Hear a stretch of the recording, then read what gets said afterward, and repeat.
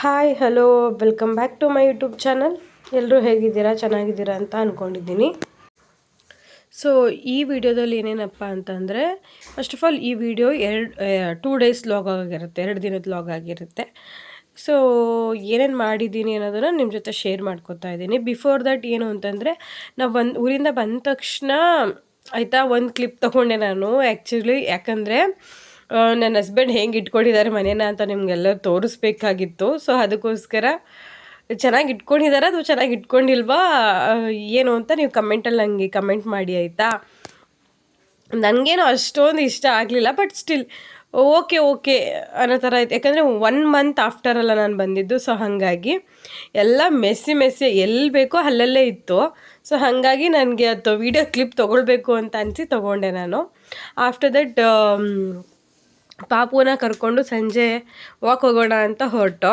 So ಅಲ್ಲಿ ಮನೆ ಮುಂದೆ ಒಂದು ಅಂಗಡಿ ಇತ್ತಾಯ್ತಾ, ಅಲ್ಲಿ ಅಳುಗುಳಿ ಮನೆ ಆಟ ಆಡ್ತಾಯಿದ್ರು. ಸೊ ಅಲ್ಲಿ ಸ್ವಲ್ಪ ಹೊತ್ತು ಆಟ ಆಡಿ ಈಚೆ ಬಂದಮೇಲೆ ಸ್ವಲ್ಪ ಮತ್ತೆಲ್ಲ ರೇಷನ್ ಖಾಲಿ ಆಗಿತ್ತಲ್ವ. ಸೊ ರೇಷನ್ ಎಲ್ಲ ಬರಿತಾ ಇದ್ದೆ. ಪಾಪುನು ಕೂಡ ನಾನು ಬರಿತೀನಿ ಏನೋ ಹಾಗೆ ಹೀಗೆ ಅಂತೆಲ್ಲ ಮಾಡ್ತಾ ಇದ್ದೆ. ನೀವೇ ನೋಡಿ ಅವನನ್ನು ಏನಕ್ಕೂ ಬಿಡೋದಿಲ್ಲ ಆಯಿತಾ. ಎಲ್ಲ ನಾವೇನು ಮಾಡ್ತೀವೋ ಅದನ್ನು ಅವನು ಕೂಡ ಮಾಡ್ತಾ ಇರಬೇಕು, ಅವಾಗ ಅವನಿಗೆ ತುಂಬ ಖುಷಿ ಆಗುತ್ತೆ. ಸೊ ಅದೆಲ್ಲ ಆದಮೇಲೆ ರೇಷನ್ ಬರ್ಕೊಂಡು ಏನೇನು ಬೇಕು ಅಂತ, ಸೊ ತರಕಾರಿ ಕೂಡ ಖಾಲಿಯಾಗಿತ್ತು, ಹಾಗೆ ತರಕಾರಿನೂ ಕೂಡ ತೊಗೊಂಡು ಬರೋಣ ಅಂತ ಹೊರಟು. ನೋಡ್ತಾ ಇರ್ಬೋದು ನೀವು ಇಲ್ಲೇ. ಸೊ ತುಂಬ ರೇಟ್ ಇತ್ತು ಆ್ಯಕ್ಚುಲಿ ಆಯಿತಾ. ಎಲ್ಲ ತರಕಾರಿನೂ ತುಂಬಾ ರೇಟ್ ಇತ್ತು. ಆ್ಯಕ್ಚುಲಿ ಟೊಮೊಟೊ ಅಂತೂ 50 ರೂಪಾಯಿ kg ಇತ್ತು ಲಿಟ್ರಲಿ. ಸೊ ನಾನು ಎಲ್ಲನೂ ತರಕಾರಿ ತೊಗೊಳ್ಲಿಕ್ಕಾಗಲಿಲ್ಲ. ಒಂದು 2-3 ಥರದ ತರಕಾರಿ ತೊಗೊಂಡು, ಆಮೇಲೆ ಸ್ವಲ್ಪ ಸೊಪ್ಪೆಲ್ಲ ಬೇಕಿತ್ತಲ್ಲ, ಸೊ ಸೊಪ್ಪು ತೊಗೊಂಡು ಕೊತ್ತಂಬರಿ ಹಣ್ಣು ತೊಗೊಂಡೆ. ಆಮೇಲೆ ಮೆಣ್ಸಿನ್ಕಾಯಿ ಖಾಲಿ ಆಗಿಬಿಟ್ಟಿತ್ತು. ಅಂದರೆ ಇಲ್ಲಿ ಏನಪ್ಪ ಅಂತಂದರೆ ತುಂಬ ಖಾರ. ಬೆಂಗಳೂರಲ್ಲಿ ನಿಮ್ಗೆ ಗೊತ್ತಿರೋ ಹಾಗೆ ತುಂಬ ಅಂದರೆ ತುಂಬ ಖಾರ ಇರುತ್ತೆ. ಸೊ ಹಾಗಾಗಿ ಒಂದು ಸ್ವಲ್ಪ ತೊಗೊಂಡು ನೋಡಿ ನೀವಿಲ್ಲಿ ನಾನು ತಂದಿರೋದೇ ಒಂದು ಹೀರೆಕಾಯಿ ಅರ್ಧ kg ಆಯಿತಾ. ಅದನ್ನು ಮುರಿದೆಲ್ಲ ಹಾಕ್ತಾ ಇದ್ದಾನೆ ನಮ್ಮ ಪಾಪು. ನಾನು ಹೇಳಿದ್ರು ಕೇಳ್ತಾ ಇಲ್ಲ, ತಿನ್ನೋದು ಅಂತ ಅಂದ್ಕೊಂಡು ತಿಂತಾಯಿದ್ದಾನೆ ಹಂಗೆ ಹಸಿದಾಗೇ. ನೋಡ್ತಾ ಇರ್ಬೋದು ನೀವಿಲ್ಲಿ. ಯಾವ್ದು ನನಗೇನು ಕೆಲಸ ಮಾಡೋಕ್ಕೂ ಬಿಡಲ್ಲ ಅವ್ನು ಇವಾಗ ಇತ್ತೀಚೆಗಂತೂ. ಸೊ ಎಲ್ಲ ತೆಗ್ದಿಟ್ಟು ಸಪ್ರೇಟ್ ಮಾಡೋಣ ಅಂತ ಸಪ್ರೇಟ್ ಮಾಡ್ತಾ ಇದ್ದೀನಿ. ನೋಡ್ತಾ ಇರ್ಬೋದು ನೀವಿಲ್ಲಿ. ಸೊಪ್ಪೆಲ್ಲ ಸೋಸಲಿಕ್ಕೆ ಟೈಮ್ ಆಗಲಿಲ್ಲ ಅವತ್ತು ಆ್ಯಕ್ಚುಲಿ. ಸೊ ತರಕಾರಿ ಎಲ್ಲ ತೆಗ್ದಿಟ್ಬಿಟ್ಟು ಹಂಗೆ ಫ್ರಿಜ್ಗೆ ಇಟ್ಬಿಟ್ಟು, ಆಮೇಲೆ ಸ್ವಲ್ಪ ಹೊತ್ತಾದಮೇಲೆ ನೋಡ್ತಾ ಇರ್ಬೋದು ನೀವಿಲ್ಲಿ ಇಬ್ಬರು ಆಟ ಆಡ್ತಾ ಇದ್ದಾರೆ ತಂದೆ ಮಗ. ಆ್ಯಕ್ಚುಲಿ ಅವನು ಸೈಕಲಲ್ಲಿ ಕೂತ್ಕೊ, ನೀನು ಒಂದರಲ್ಲಿ ನಾನು ಒಂದರಲ್ಲಿ ಕೂತ್ಕೊಂಡು ಆಟ ಆಡೋಣ ಅಂತ ಹೇಳ್ತಾ ಇದ್ದಾನೆ ಅವ್ರ ಡ್ಯಾಡಿಗೆ. ಅವನು ಯಾವುದೇ ಕಾರಣಕ್ಕೂ ಅವ್ರ ಡ್ಯಾಡಿನೇ ಬಿಡ್ತಾನೆ ಇರಲಿಲ್ಲ. ಆ್ಯಕ್ಚುಲಿ ನೀನು ಕೂತ್ಕೊ ಅಂತೆಲ್ಲ ಕೂರಿಸ್ತಾ ಇದ್ದಾನೆ. ಅವ್ರ ಡ್ಯಾಡಿಗೆ ಅದ್ರಲ್ಲಿ ಕೂರೋಕ್ಕಾಗ್ತಿಲ್ಲ, ಬಟ್ ಆದರೂ ಅವ್ನಿಗೆ ಆಸೆಗೋಸ್ಕರ ಕೂತ್ಬಿಟ್ಟು ತೋರಿಸ್ತಾ ಇದ್ದಾರೆ. ಅವ್ರಿಗೆ ಎಷ್ಟು ಕಷ್ಟ ಆಗ್ತಿದೆ ಪಾಪ ಅದ್ರಲ್ಲಿ ಜಾಗನೇ ಇಲ್ಲ. ಫಸ್ಟ್ ಆಫ್ ಆಲ್ ಕೂರೋಕ್ಕಾಗಲ್ಲ ನಾವೆಲ್ಲ ದೊಡ್ಡವರು, ಬಟ್ ಆದರೂ ಅವ್ನ ಖುಷಿ ಇತ್ತಲ್ವ. ಸೊ ಹಾಗಾಗಿ ತುಂಬ ಮೆಮೊರೇಬಲ್. ಈ ಥರ ವೀಡಿಯೋಸ್ ಎಲ್ಲ ಮತ್ತೆ ತಿರ್ಗಾ ನಾವು ನೋಡ್ತೀವಿ ಅಂದ್ರೂ ಸಿಗಲ್ಲ ಅಲ್ವಾ. ಸೊ ಈಗ ನಮಗಿದು ಆಪರ್ಚುನಿಟಿ. ಸೊ ಹಾಗಾಗಿ ಇದನ್ನು ವೀಡಿಯೋ ಮಾಡಿಕೊಂಡೆ ನಾನು. ಅದಾದಮೇಲೆ ಸಡನ್ನಾಗಿ ನೈಟೆಲ್ಲ ತುಂಬ ಜ್ವರ ಬಂದುಬಿಟ್ಟಿತ್ತು ನನ್ನ ಜೇನುಗೆ. ಸೊ ಹಾಗಾಗಿ ಇನ್ನು ಡಿಲೇ ಮಾಡೋದು ಬೇಡ ಅಂದ್ಬಿಟ್ಟು ಬೆಳಗ್ಗೆನೇ ನಾವು 6 ಗಂಟೆನೂ ಆಗಿತ್ತು ಟೈಮಿಂಗ್ಸು. ಅಲ್ಲೋಗಿ ನೋಡಿದ್ರೆ ಡಾಕ್ಟರ್ ಯಾರೂ ಕೂಡ ಇರಲಿಲ್ಲ ಆ್ಯಕ್ಚುಲಿ ಆಯಿತಾ. ಸೊ ಇನ್ನೇನು ತೋರಿಸ್ಬೇಕಲ್ಲ ಅಂತ ಹೇಳ್ಬಿಟ್ಟು ಆಮೇಲೆ ಅವ್ರಿಗೆ ಫೋನ್ ಮಾಡಿಬಿಟ್ಟು ಕರೆಸ್ಕೊಂಡು ತೋರಿಸ್ಕೊಂಡು ಟ್ಯಾಬ್ಲೆಟ್ ಎಲ್ಲ ತೊಗೊಳಕ್ಕೆ ಹೋಗಿದ್ವಿ. ಅಲ್ಲಿ ಆ ಕಡೆ ಅದೇ ನಾವು ಮೆಡಿಕಲ್ ಸೈಡ್ ಆ ಕಡೆ ಹೋದಾಗ ಟ್ಯಾಬ್ಲೆಟ್ ಎಲ್ಲ ತೊಗೋತೀವಲ್ವ, ಅಲ್ಲಿ ಹೋದಾಗ ಅಲ್ಲಿ ದೊಡ್ಡ ಟ್ಯಾಂಕ್ ಇತ್ತು, ದೊಡ್ಡ ಫಿಶ್ ಇತ್ತು. ಸೊ ಅದು ನೋಡಿ ತುಂಬ ಖುಷಿ ಪಡ್ತಾಯಿದ್ದೆ. ಆ್ಯಕ್ಚುಲಿ ಅವನಿಗೆ ಫೀವರ್ ಇದ್ದಿದ್ದು ನಿಜಾನೇ, ಬಟ್ ಆದರೆ ಅವನು ಆ್ಯಕ್ಟಿವ್ ಆಗಿದ್ದ ಆಯಿತಾ. ಸೊ ಅವನು ಫುಲ್ಲು ಇನ್ಯಾಕ್ಟಿವ್ ಏನೋ ಇರಲಿಲ್ಲ. ಸೊ ಹಾಗಾಗಿ ನಮ್ಗೆ ಅದು ಖುಷಿ ಇತ್ತು. ಹಾಗಾಗಿ ನಾವು ಈ ಥರ ಎಲ್ಲ ಸ್ವಲ್ಪ ಹ್ಯಾಪಿಯಾಗಿ ಇರಲಿಕ್ಕಾಯ್ತು ಆಯಿತಾ. ಬಟ್ ಆಫ್ಟರ್ ದಟ್ ಅಂದರೆ ಸ್ವಲ್ಪ ಹೊತ್ತು ಆದಮೇಲೆ ಅಂದರೆ 11:30 12 ಆದಂಗೆ ಅವನು ಅವ್ರ ಅಪ್ಪನಿಗೆ ಅಂಟ್ಕೊಂಡ್ಬಿಟ್ಟ. ಯಾವುದೇ ಕಾರಣಕ್ಕೂ ಕೆಳಗೆ ಇಳಿತಿರ್ಲಿಲ್ಲ, ಅಥವಾ ಏನೂ ಒಂದು ಆಟ ಕೂಡ ಆಟ ಆಡೋಕ್ಕೆ ಇಷ್ಟಪಡ್ತಿರ್ಲಿಲ್ಲ ಅವನು.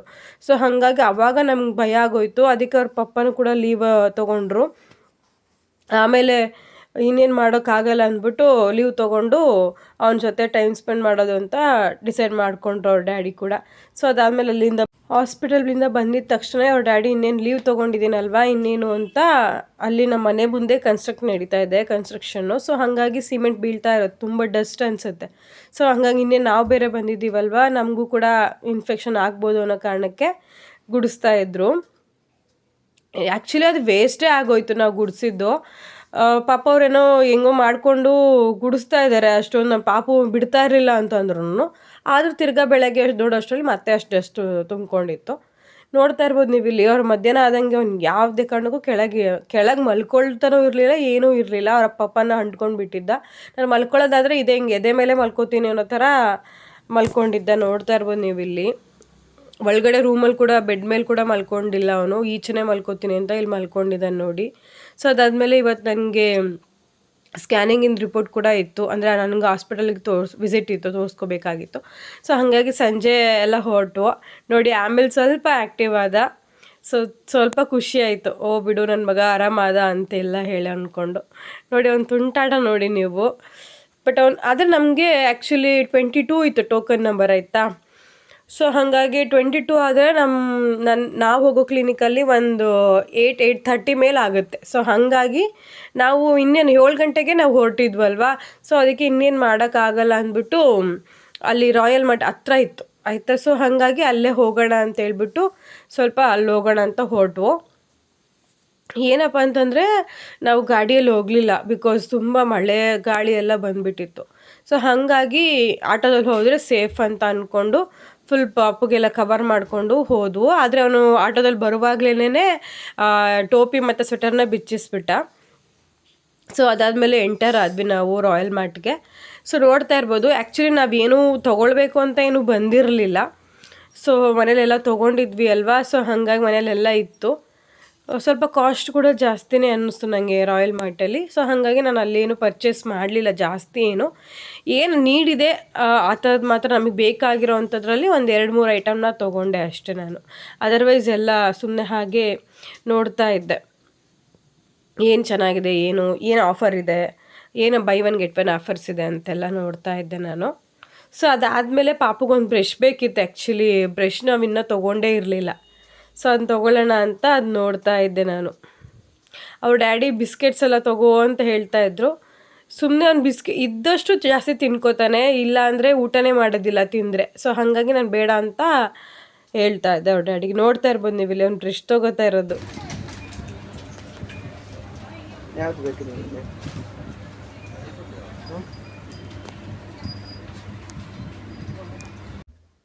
ಅವನಿಗೆ ಆ್ಯಕ್ಚುಲಿ ತುಂಬ ಹ್ಯಾಪಿ ಆಗಿತ್ತು ಬ್ರಷ್ ತೊಗೊಂಡಿದ್ದು.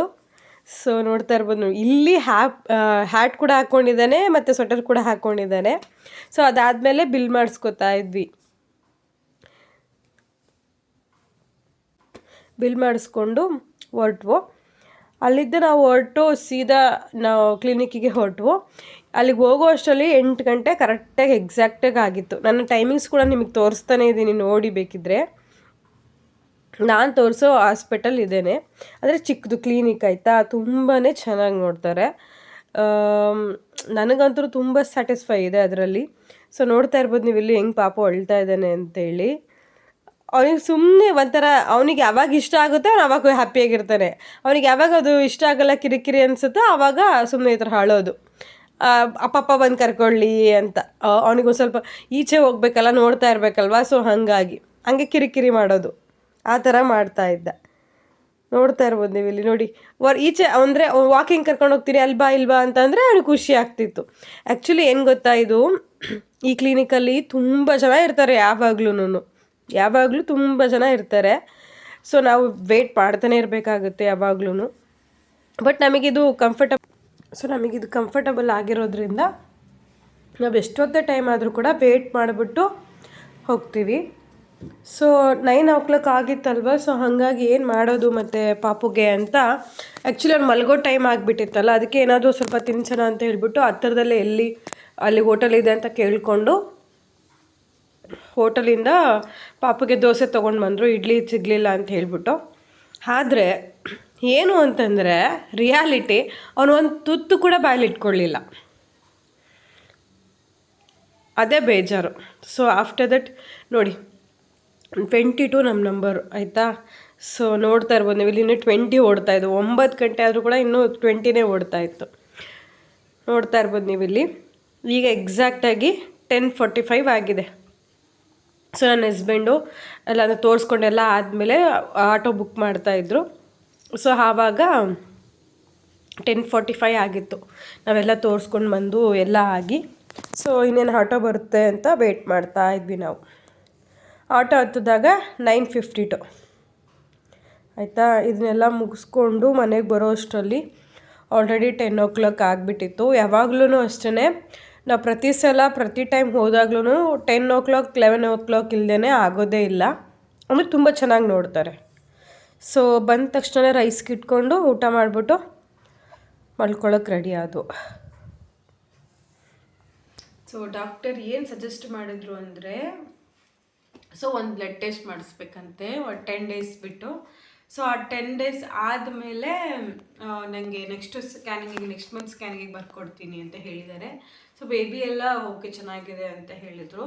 ಸೊ ಈಗೇನು ಸ್ಕ್ಯಾನಿಂಗ್ ಎಲ್ಲ ಏನೂ ಇರಲಿಲ್ಲ, ಯಾಕಂದರೆ ಇದು 6 months ಆಗಿರೋದ್ರಿಂದ ಜಸ್ಟ್ ಬರೀ ಹಾರ್ಟ್ ಬೀಟ್ ಚೆಕ್ ಮಾಡಿಬಿಟ್ಟು ಪಾಪು ಹೇಗಿದೆ ಅನ್ನೋದನ್ನು, ಹೆಲ್ದಿಯಾಗಿದೆಯಾ ಅಥವಾ ಏನು ಅಂತ ನೋಡ್ಬಿಟ್ಟು ರಿಸ್ಕ್ ಯಾವುದೂ ಇಲ್ಲ ಅಂತ ಹೇಳಿಬಿಟ್ಟು ಹೇಳಿ ಕಳಿಸಿದ್ರು. ಟ್ಯಾಬ್ಲೆಟ್ಸ್ ಎಲ್ಲ ಕೊಟ್ಟು ಅಷ್ಟೇ 1 month ಆಗೋಷ್ಟು ಒಂದೇ ಟೈಮೇ ಕೊಟ್ಬಿಡ್ತಾರೆ. ಸಿರಪ್ ಮತ್ತು ಟ್ಯಾಬ್ಲೆಟ್ ಮತ್ತು ಒಂದು ಹಾಲು ಹಾಕೊಂಡು ಕುಡಿಯೋ ಒಂದು ಪೌಡರ್ನ ಕೊಡ್ತಾರೆ. ಸೊ ಅದಾದಮೇಲೆ ನನ್ನ ಪಾಪು ಕೂಡ ತೋರಿಸ್ಕೊಂಡ್ವಿ, ಮತ್ತು ಬೆಳಗ್ಗೆ ತೋರಿಸಿದ್ವಿ ಅಲ್ವಾ. ಸೊ ಅವ್ರಿಗೂ ಅದನ್ನೇ ಕೇಳಿದ್ವಿ, ನಾವು ಯಾವಾಗಲೂ ಅವ್ರ ಹತ್ರನೂ ತೋರಿಸೋದು ಆ್ಯಕ್ಚುಲಿ. ಸೊ ಹಾಗಾಗಿ ಅವರು ಪಾಪಗೂ ತೋರಿಸಿ ಕೇಳಿದ್ವಿ. ಸೊ ಅದು ಎಲ್ಲ ಓಕೆ ಅಂತ ಹೇಳಿದ್ರು, ಸಿರಪ್ ಎಲ್ಲ ಕಂಟಿನ್ಯೂ ಮಾಡಿ ಅಂತ ಹೇಳಿದ್ರು. ಸೊ ಅದಾದಮೇಲೆ ನನ್ನ ಹಸ್ಬೆಂಡ್ಗೂ ಕೂಡ ಹುಷಾರಿರಲಿಲ್ಲ ಅಂತ ಹೇಳಿದ್ದೆ. ಸೊ ಅವ್ರಿಗೂ ಕೂಡ ಅಲ್ಲೇ ಟ್ರೀಟ್ಮೆಂಟ್ ತೊಗೊಂಡು ಅವ್ರಿಗೂ ಥ್ರೋಟ್ ಇನ್ಫೆಕ್ಷನ್ ಆಗಿದೆ ಅಂತ ಹೇಳಿ ಟ್ಯಾಬ್ಲೆಟ್ ಎಲ್ಲ ಕೊಟ್ಟಿದ್ದಾರೆ. ಸೊ ಅದನ್ನು ತೊಗೊಂಡ್ಮೇಲೆ ನೋಡಬೇಕು, ಒಂದು 10 days ಆದಮೇಲೆ ನಮ್ಗೆ ಹೇಳಿದ್ದಾರೆ ಬ್ಲಡ್ ಟೆಸ್ಟ್ ಮಾಡಿಸೋದಕ್ಕೆ. ಸೊ ಅದು ಬಿಫೋರ್ ಏನೋ ಬ್ರೇಕ್ಫಾಸ್ಟ್ ಅಥವಾ ಆಫ್ಟರ್ ಬ್ರೇಕ್ಫಾಸ್ಟ್ ಗೊತ್ತಿಲ್ಲ. ಸೊ ಅದನ್ನು ನಾವು ಸ್ವಲ್ಪ ಕನ್ಫರ್ಮ್ ಮಾಡ್ಕೋಬೇಕು, ಫೋನ್ ಮಾಡಿಕೊಂಡು ಕೇಳಿಕೊಂಡು. ಅದಾದಮೇಲೆ ಏನು ಅಂತ ಡಿಸೈಡ್ ಮಾಡಬೇಕು. ನಮಗೆಲ್ಲ ಅಂದರೆ ಬ್ಲಡ್ ಟೆಸ್ಟ್ ಏನು ತೊಗೊಂಡು ಹೋಗ್ತಿಲ್ಲ ರಿಪೋರ್ಟು, ಆ ಟೈಮಲ್ಲಿ ನಮಗೆ ನೆಕ್ಸ್ಟ್ ಮಂತ್ದು ಸ್ಕ್ಯಾನಿಂಗಿಗೆ ನಮಗೆ ರೆಫರ್ ಮಾಡಿದ್ದಾರೆ. ಸೊ ಇದಾಗಿತ್ತು ನನ್ನ ಸ್ಕ್ಯಾನಿಂಗಿಂದೆಲ್ಲ, ಅಂದರೆ ಹಾಸ್ಪಿಟಲ್ದು. ಈ ವಿಡಿಯೋ ನಿಮ್ಗೆ ಸ್ವಲ್ಪನಾದರೂ ಇಷ್ಟ ಆದರೆ ಲೈಕ್ ಮಾಡಿ, ಶೇರ್ ಮಾಡಿ, ಕಮೆಂಟ್ ಮಾಡಿ. ನನ್ನ ವಿಡಿಯೋ ಯಾರು ಅಂದರೆ ನನ್ನ ಚಾನಲ್ ಯಾರು ಫಸ್ಟ್ ಟೈಮ್ ನೋಡ್ತಿದ್ದೀರೋ ಅವರೆಲ್ಲರೂ ಸಬ್ಸ್ಕ್ರೈಬ್ ಆಗೋದನ್ನು ಮಾತ್ರ ಮರಿಬೇಡಿ ಆಯಿತಾ. Thank you for watching. ಇದಾಗಿತ್ತು ಇವತ್ತಿನ ನನ್ನ ದಿನ. Thank you.